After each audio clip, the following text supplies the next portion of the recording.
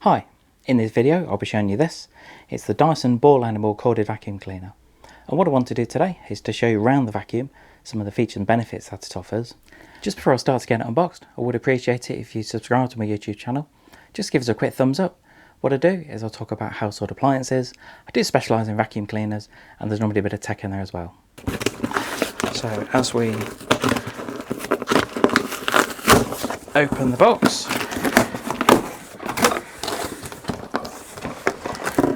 let's see what we've got.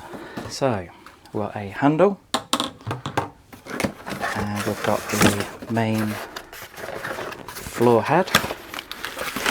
That's quite chunky. See, it has got on there hair removal vanes. That's quite interesting. We'll cover that a bit more in a bit. What else have we got? So we've got some of these accessories. These are normally to help keep the tools in place. Instructions, well, we don't often need those. If you follow me on YouTube for a while, you'll know that I'm not a huge fan of instructions. I quite like to work things out for myself. So just pop these bits to the side. I must say I'm impressed with Dyson this time, that a lot of this packaging is cardboard, so it can all be recycled. It's something I try and point out, and that's part of the reason I tend to do some unboxing vacuums, just to see where the manufacturers are with things like recycling and how, I suppose, how they are when it comes to the packaging. So you've got another tool here. This looks quite an interesting one. But no, not many manufacturers, I suppose, have got to this stage where it looks like all of the packaging so far is recyclable. But anyway, so we've got the bin of the vacuum. That's just come off a second. And we've got some more instructions in there. Just show us what to do. We've got another tool. So that's always a good tool. That's a popular one with Dyson. And then we've got the main vacuum itself. And there we are. So just to prove that the box is empty, there's nothing else in there now. So all I'm going to do is I'm just going to put the packaging to the side, then we'll start to put the vacuum together. So now I've put all the packaging back in the box. All of that can be recycled, so that's really good.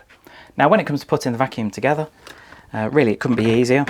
You just put the bin on there and that just clips into place, and then you've just got the main floor head.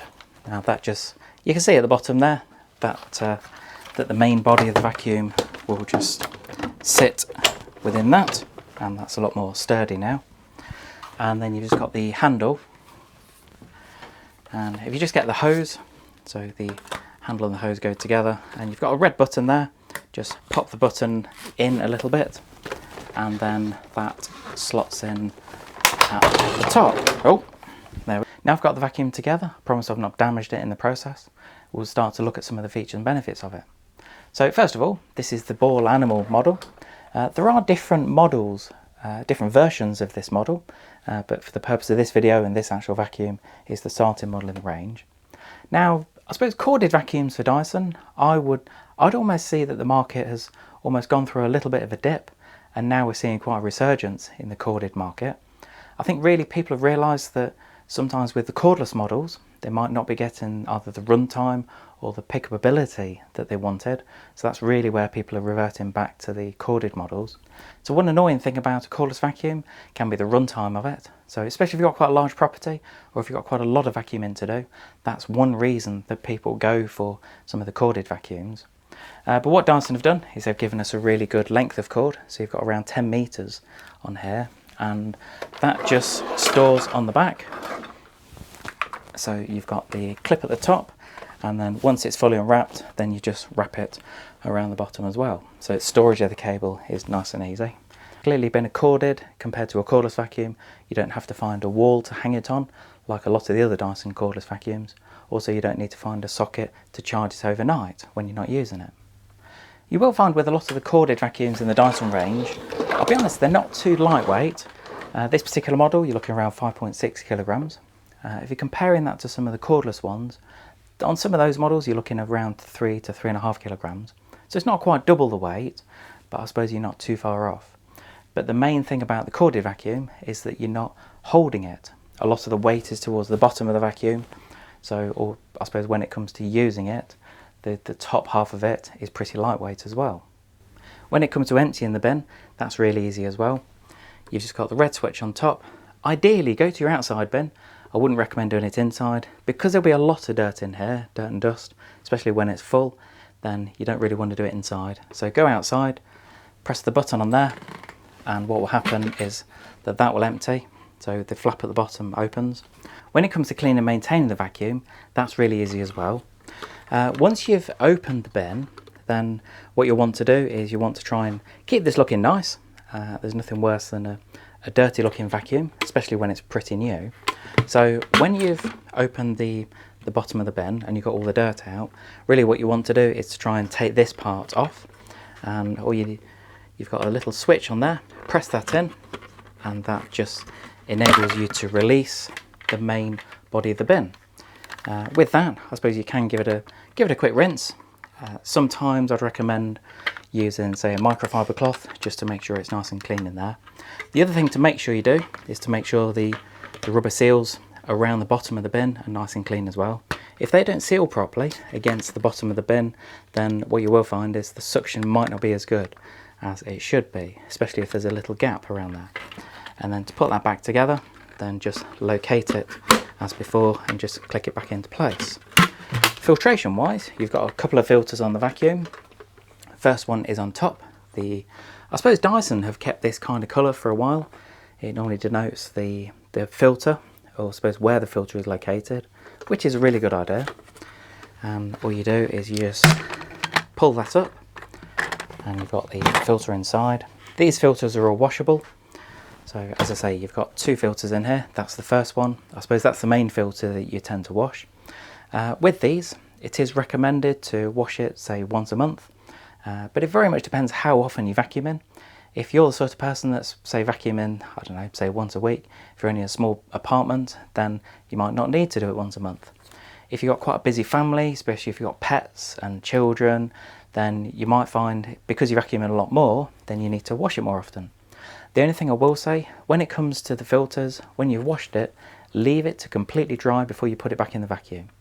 I suppose that's the same for any filter in any vacuum, whether it's corded or cordless.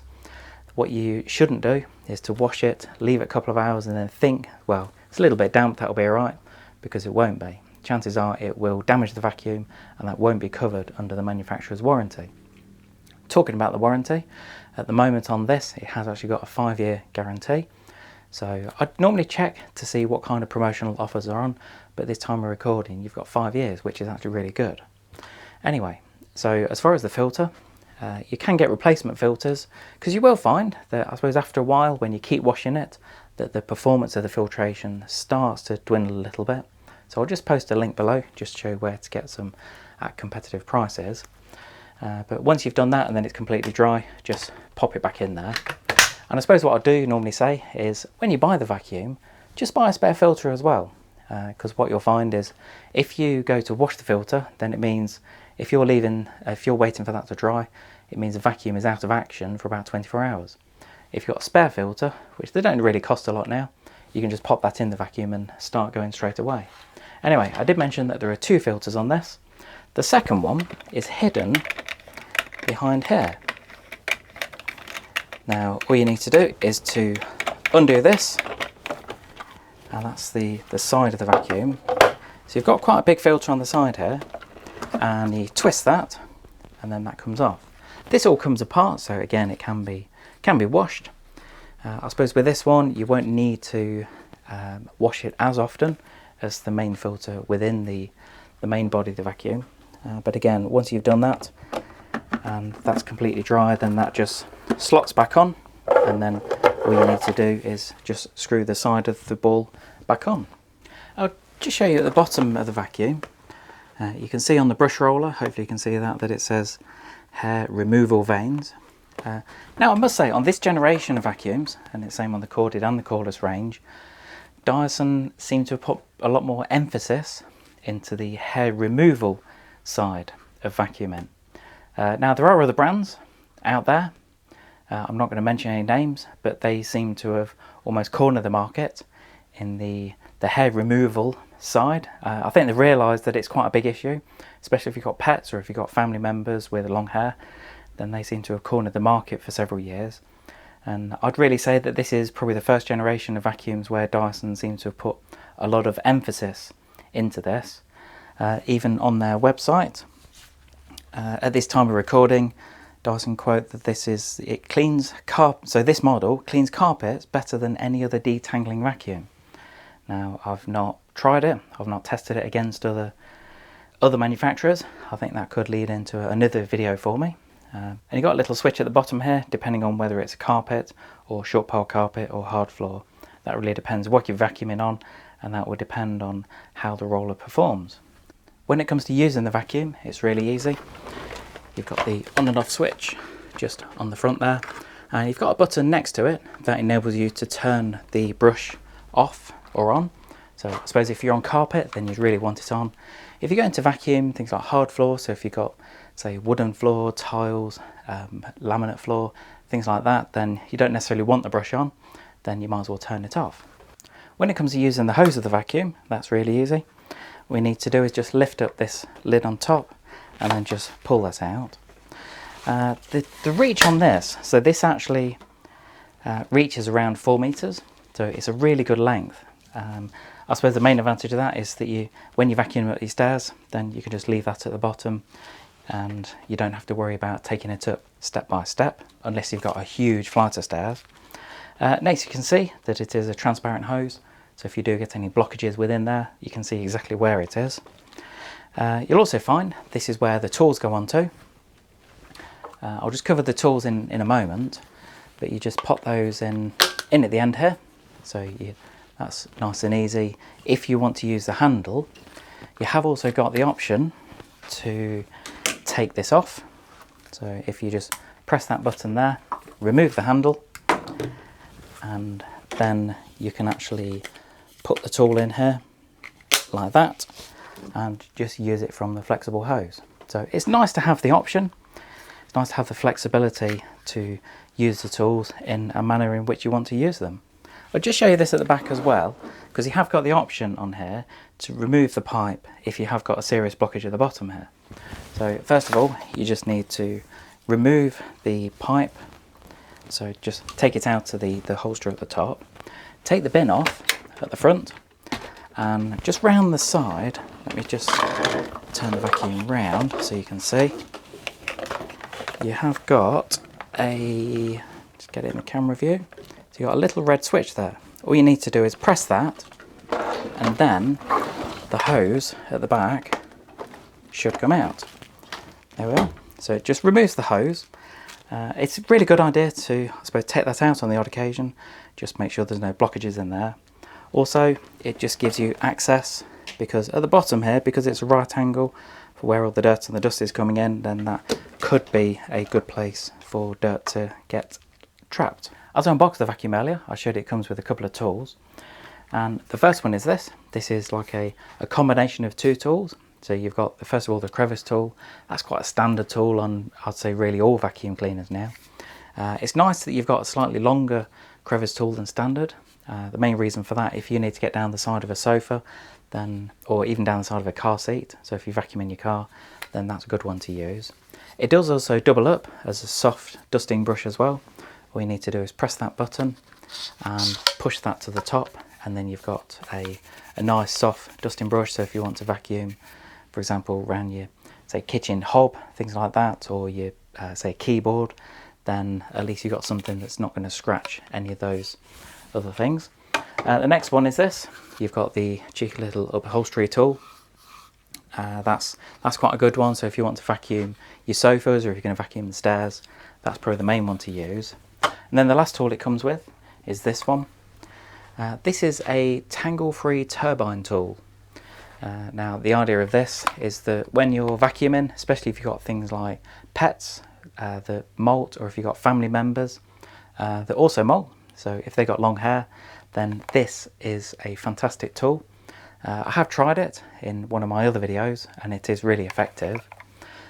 What you'll find is that, again, I mentioned that Dyson are very much going towards the hair removal side of vacuuming. So, yeah, they've realised that this is a big issue and other manufacturers really cottoned on to this and do really well from it.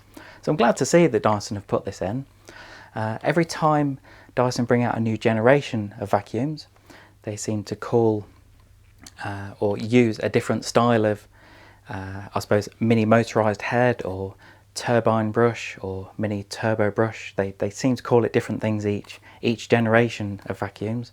So at the moment, this is what they've settled on. And again, it just pops into the top. So when you vacuum in, say, the stairs or your sofas, then what it will do is it will rotate in opposite directions. And by doing that, then any hair that goes up through the vacuum, it won't get stuck within the brushes itself. You do also get this little accessory as well. That's designed to sit on the side of the vacuum, like that. That's it, just clips on, and then that just enables you to put one of the tools away for storage purposes. If you are thinking of buying one of these vacuums, then I've provided a link below to show you where to get one at a competitive price. I hope you enjoyed this quick video on the Dyson Ball Animal Corded Vacuum Cleaner. I know I've not done a demonstration of it, but really I suppose the performance of it will be, it is always fantastic. I have tried other versions of this, and hopefully soon I'll be doing a comparison between this and one of the competitors as regards the hair removal. So that's something I'm quite looking forward to doing. But anyway, I hope you enjoyed the video. If you have got any questions on the vacuum, then I have got it on display in a showroom. I should be able to answer them for you. Also, if you've got any comments on the vacuum, if you've got one of these, or if you've got one of the sister models to this, then let me know what you think about it, because I'd always appreciate the feedback. Thanks for watching.